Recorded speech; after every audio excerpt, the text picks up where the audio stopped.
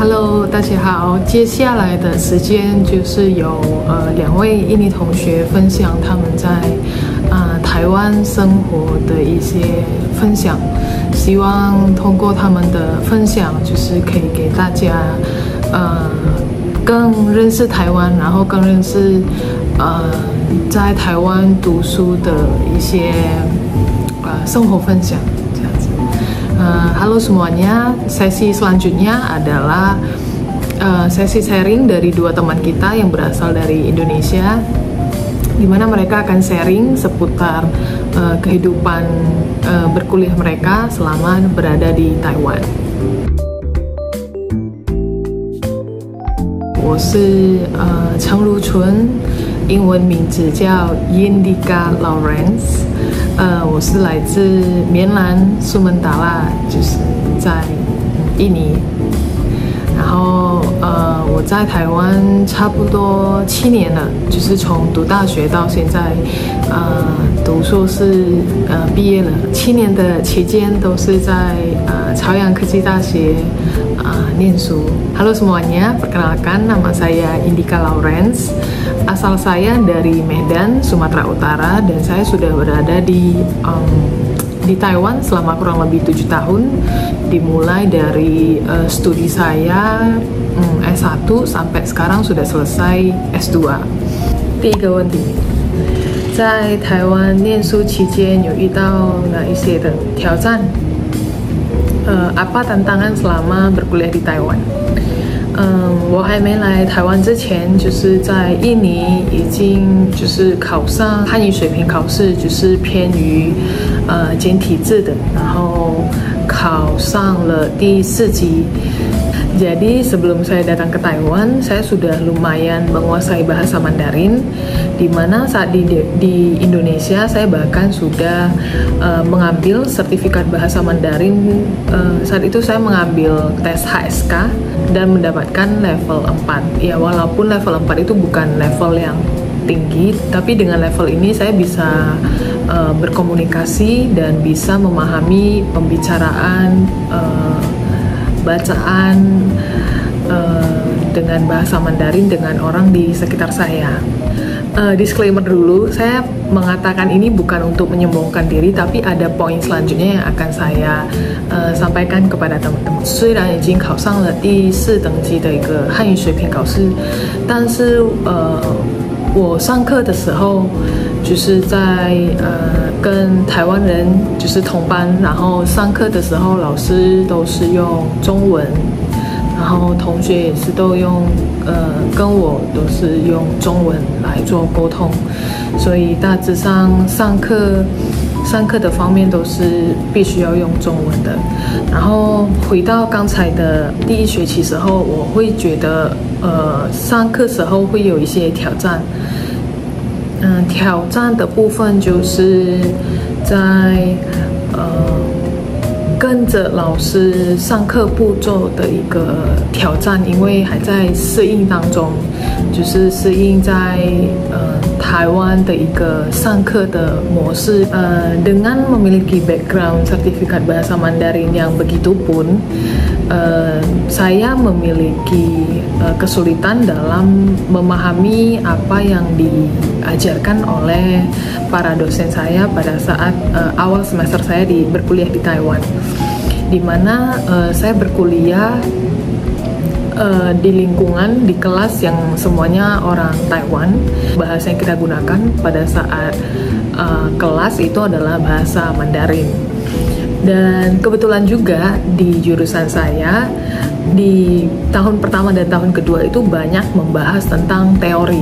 Saya mengalami kesulitan saat memahami apa yang dosen saya katakan, dan juga dalam proses saya rasa juga saya dalam proses beradaptasi dengan sistem perkuliahan di Taiwan. 我是说实话啦，就是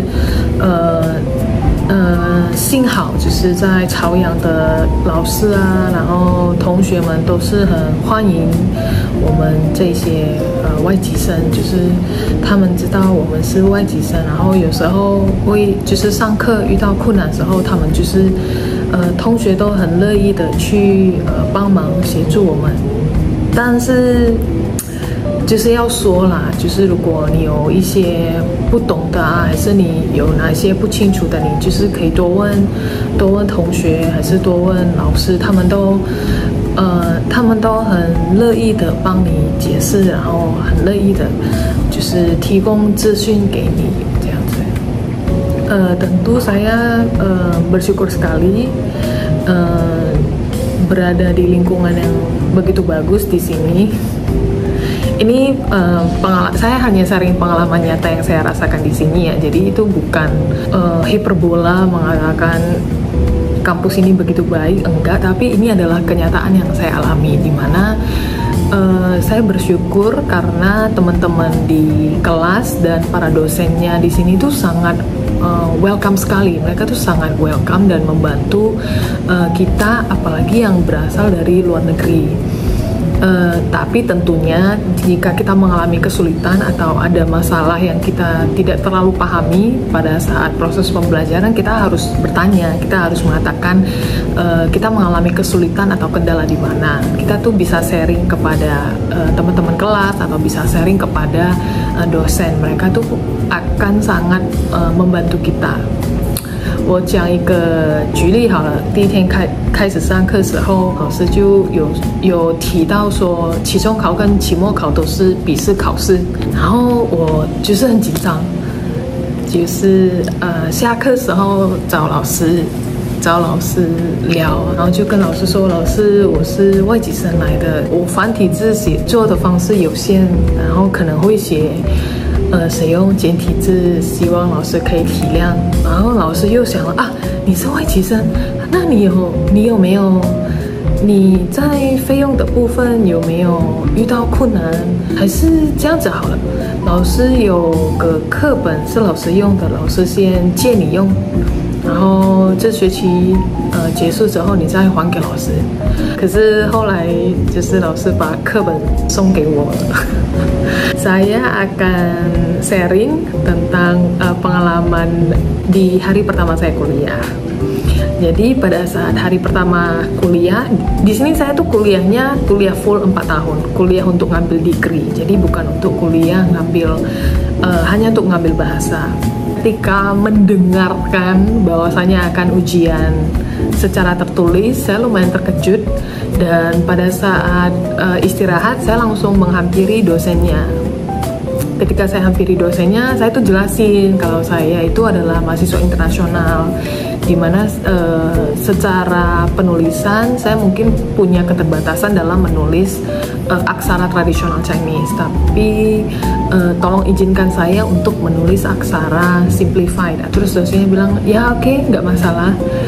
Dosennya itu kayak bilang, oh kamu mahasiswa internasional ya, kamu punya masalah atau kendala dalam biaya nggak? Soalnya buku pelajaran yang akan dipakai lumayan mahal saat itu, sekitar harganya kalau saya nggak salah ingat sekitar 500-an NT.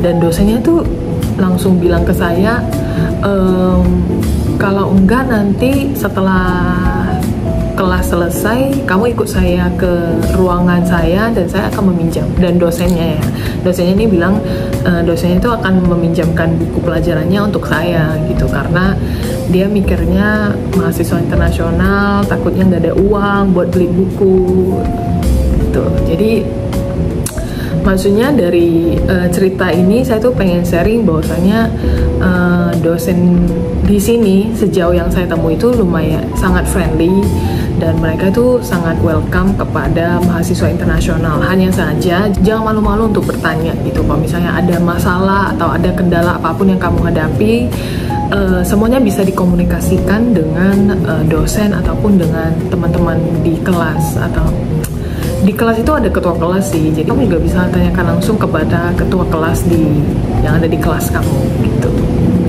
第二个的话如果大家对食物觉得台湾就是来到台湾求学，是不是食物也是一个挑战？那我自己觉得，其实对我们印尼生啦，就是食物不是一个很大的挑战，因为其实你到处走的话，都是会遇到一些印尼餐厅，然后都是印尼当地人在煮的食物，所以对食物上面就不用担心，因为都很方便，就是你到处走都会遇到印尼餐厅，所以如果很想吃印尼的菜，就可以去印尼餐厅去吃饭这样子。Tantangan kedua mungkin adalah tentang makanan. Kalau dari segi makanan sih menurut saya tidak begitu ada ya, karena di Taiwan kita bisa menemukan banyak rumah makan Indonesia yang dimasak oleh orang Indonesia. Jalan kemana aja itu pasti ketemu ada rumah makan Indonesia. 然后最后的挑战就是有四季的变化，因为台湾的天气跟印尼的天气不太一样，就是台湾有一年有四季，然后印尼一年只有2季，就是下雨天跟晴天。但是我觉得，天气的话，在冬天时候早上就比较冷，然后到了下午就会比较热这样子，所以我觉得来到台湾就是要多注意看天气报告。Terus tantangan yang terakhir itu adalah tentang cuaca, di mana cuaca di Taiwan itu berbeda dengan di Indonesia. Di Taiwan itu ada 4 musim, musim panas, musim semi, musim gugur, dan musim dingin. Di mana Indonesia itu kan cuma ada 2 musim ya, musim hujan dan musim panas. Setahu saya ya.